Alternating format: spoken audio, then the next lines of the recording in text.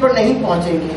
تو اس لیے مختصر میں یہ آپ کو بتا سکتا ہوں کہ آپ کی جو پوزیشن ہے وہ رعایا میں اچھی نہیں. وہ یہ سمجھ رہے ہیں کہ یہ بادشاہ سلامت بھی اپنے محل کے کمرے میں بند ہیں, باہر کم کم آتے ہیں, کبھی کبھی ملاقات کرتے ہیں, اور آپ مجھے بھی اتنا جانے تو نہیں دیتے, اور کہتے ہیں کہ ہمیں بتا دیا جائے. تو میں بھی وزراء سے پوچھتا رہتا ہوں اور خود جا کے نہیں دیکھ پاتا. اگر آپ کی اجازت ہوتی اور میں جاتا دیکھتا تو میں کچھ آپ کو بتا سکتا تھا. لیکن پھر بھی انہوں نے جو کچھ مجھے بتایا, انہوں نے یہ کہا ہے کہ بادشاہ سلامت کی پوزیشن قدرے بہتر نہیں, کیونکہ وہ لوگوں کے سامنے نہیں آ رہے. یہ بھی وہ وزراء بتا رہے ہیں جو آپ سے ہمدردی رکھتے ہیں. انہوں نے مجھے یہ بتایا ہے تو میں نے آپ کو اتنی جرت کی کہ آپ کو بتا دیا, ورنہ حالات ٹھیک نہیں ہے. ہر بادشاہ, جو کوئی بادشاہ آیا ہے آپ سے پہلے بھی جو کوئی آیا, وہ بھی اس محل سے باہر نہیں نکلا, یہی پوچھتا ہے, اپنے ایڈوائزرز پر چلتا ہے اور کہتا ہے کہ مجھے بتاؤ. خود جائے سے اگر میں جان کی امان پاؤں تو آپ بھی کبھی کبھی باہر تشریف لے جائیں, دیکھ لیں کہ رعایا کا کیا حال ہے, تو زیادہ آپ کو معلوم ہوگا. اول تو معاملہ یہ ہے کہ یہاں پر لینے والوں کی تعداد بہت زیادہ ہے اور ہمارے پاس اتنے خزانے نہیں کہ ہم ان کو بانٹ سکیں. اگر ہم انہیں خزانے نہیں بھی بانٹتے تو کم از کم اتنا کچھ تو ان کو دیں کہ وہ پرسکون ہو کر اپنی زندگی گزارے, اس طرح بھی کیفیت میں نہ رہیں. بس وزیر اعظم, بہت کچھ آپ نے سنا دیا اور ہم نے سن لیا, اب ہمیں نعت سنا.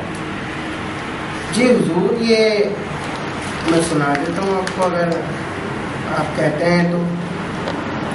رات دن ہم درود پاک پڑھتے ہیں, آپ کے کرم پہ ہم نگاہ رکھتے ہیں.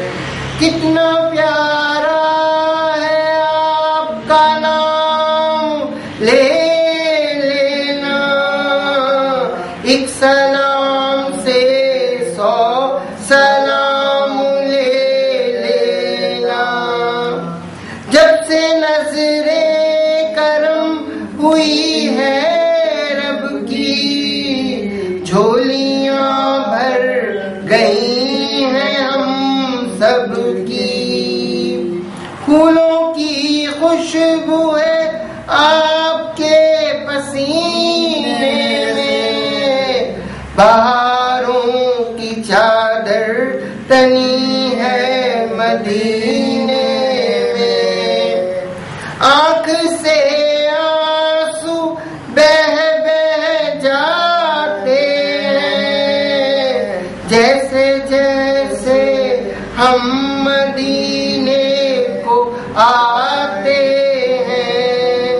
رات دن ہم درود پاک پڑھتے ہیں, آپ کے کرم پہ ہم نگاہ رکھتے ہیں.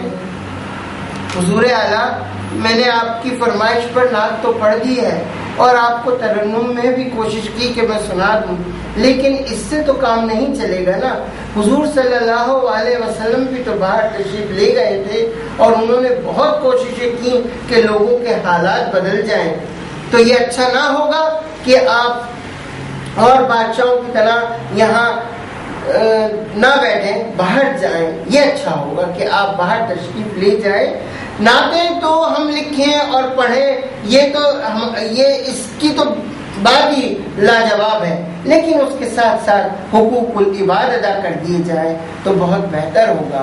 ہمارے جو مشورے دینے والے ہیں ان میں کچھ ہمیں مشورہ اس طرح کا دیتے ہیں جس سے ہم سکون کی چادر اوڑے اپنی کرسی پر بیٹھے رہیں, اور کچھ ہمیں اس طرح کا مشورہ دیتے ہیں کہ جس سے ہم اس طرح بھی کیفیت میں مبتلا ہو جائیں.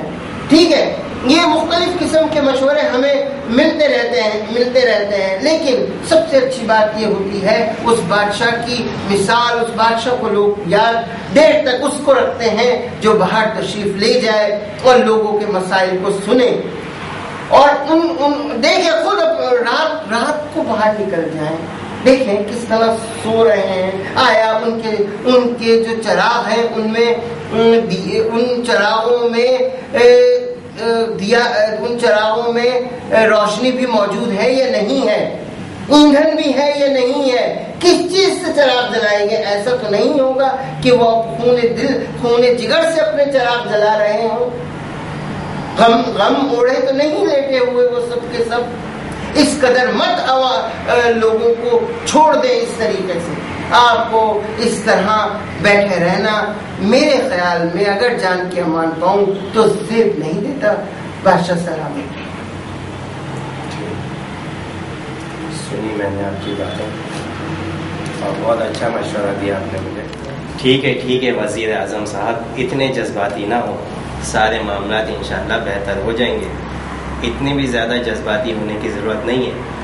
ہم بالکل شہر کے بیچ میں ہم نے اپنا غریب خانہ بنایا ہے، جہاں سے ہم ہر وقت اپنے عوام پہ نظر رکھتے ہیں کہ کس کے اوپر ظلم ہو رہا ہے اور کس کے اوپر نہیں ہو رہا، اور ہم بھی یہاں بیٹھ کے کوئی غلط کام نہیں کر رہے ہیں، اللہ کا ذکر کرتے ہیں یہاں پہ بیٹھ کے، ہر وقت اللہ کی یاد میں مصروف رہتے ہیں۔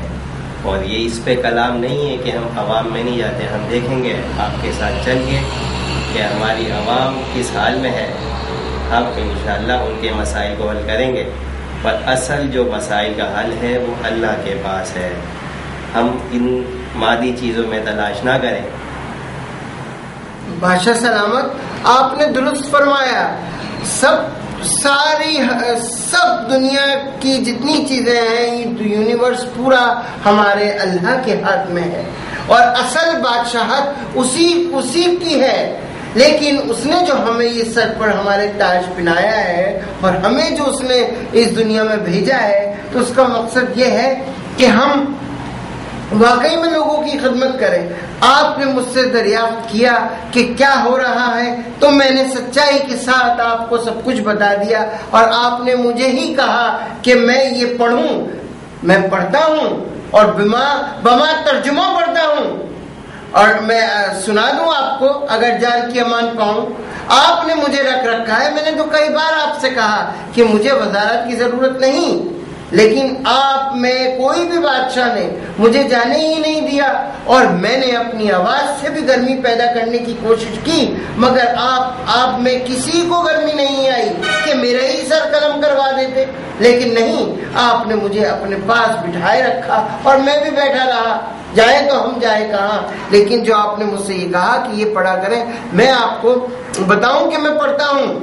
Say, I seek refuge in the Lord of mankind, the King of mankind, the God of mankind, from the evil of the sneaking whisperer, who whispereth in the hearts of mankind, of the jinn and of the mankind.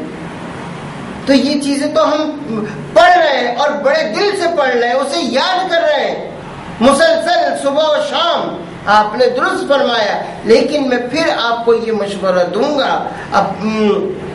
اور بہت بھرپور انداز میں دوں گا کہ آپ بیٹھے نہ رہیں۔ اگر آپ کہتے ہیں کہ چپ ہو جائے تو ہم چپ بھی ہو جائیں گے، لیکن معاملہ یہ ہے کہ پھر بھی آپ یہ کوشش کریں۔ ابھی بہت افلاس ہے، ابھی بہت غربت ہے، ابھی لوگ بھوکوں سو رہے ہیں، ابھی لوگوں کے پاس پہننے کے لیے کپڑا نہیں ہے، ہم تو کم خواب پہنے بیٹھے ہیں، ان کے پاس تو ٹاٹ بھی نہیں ہے۔